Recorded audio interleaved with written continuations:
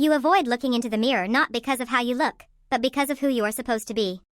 It is the subtle, agonizing realization that the person staring back has become a stranger, a perfectly curated simulation that no longer matches the hollow, echoing cavern of your actual existence.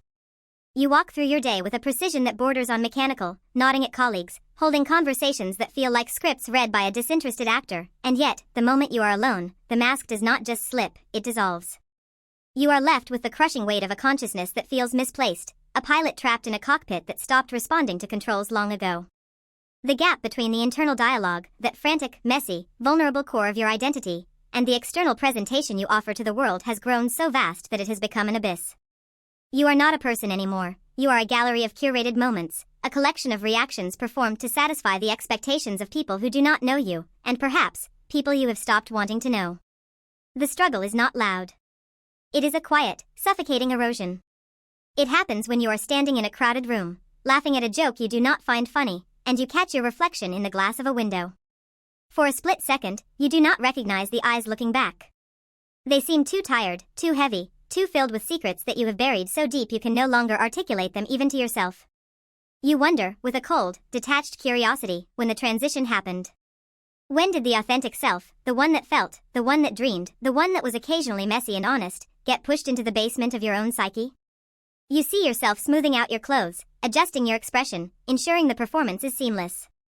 The cognitive dissonance is paralyzing. You are performing a character written by your history, by your insecurities, and by the fear of being seen as anything less than composed. You are the architect of your own alienation, building walls of politeness and productivity that only serve to trap the real you in a room with no doors. Think about the silence at night. It is in those hours that the dissociation peaks. You lie in bed, the lights off, watching the shadows dance on the ceiling, and the disconnect becomes physical. You try to summon the sensation of being you, but the word feels like a shell without a kernel. You scroll through photos on your phone, looking at images of yourself smiling, traveling, achieving, and you feel nothing. Those images feel like evidence from an investigation into a life you are only casually observing. You find yourself overthinking the simplest interactions, dissecting your own tone of voice, questioning whether your genuine reactions have been completely replaced by reflexive social grooming. The fear is not that you have changed, the fear is that you have been hollowed out. You worry that if you stripped away the roles, the employee, the friend, the child, the partner, there would be nothing left but static. You are terrified of the emptiness because you have spent so much energy pretending that it isn't there. You treat your own psyche as a liability, something to be managed and mitigated, never something to be explored. Every day, the ritual of preparation is a subtle betrayal. Standing before the mirror, you apply the paint, the smile, the posture. You are preparing to lie to everyone you encounter, starting with yourself. You are not hiding from them, you are hiding from the terrifying possibility that you have forgotten how to be authentic. You have reached a stage where even your solitude feels like a performance, as if you are waiting for an audience that will never arrive. The environment around you, the desk, the books, the quiet corners of your room, becomes a prison of your own making. You watch the clock, feeling the seconds tick away, realizing that you are waiting for a version of yourself to return that might have left years ago. You are a ghost inhabiting a machine, watching the gears turn, wondering why the output never feels like it belongs to you. The weight of this is not a sudden collapse, but a persistent, low-grade fever of the soul. It is the slow, steady hum of knowing that you are fundamentally misaligned with the reality you occupy.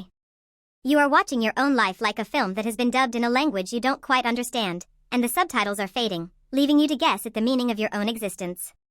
This disconnection is the ultimate luxury of a life that has prioritized survival over substance. You have mastered the art of functioning while your internal world is starving. You have become so adept at camouflage that you can no longer remember what your true colors look like.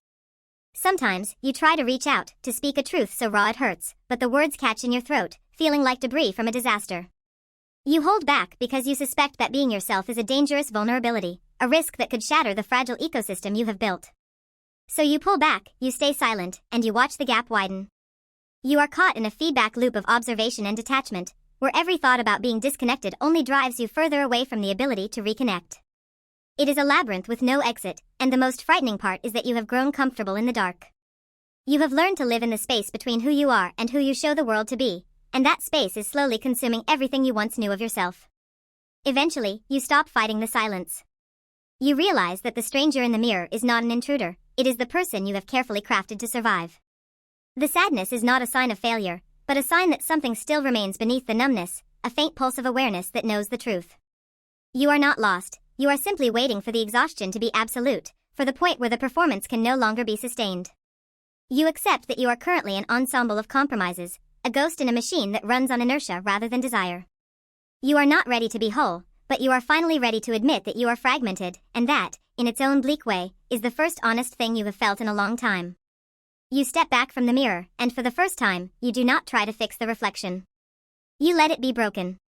The mask fits perfectly, but the skin underneath is fading. You are the only witness to the person you are killing.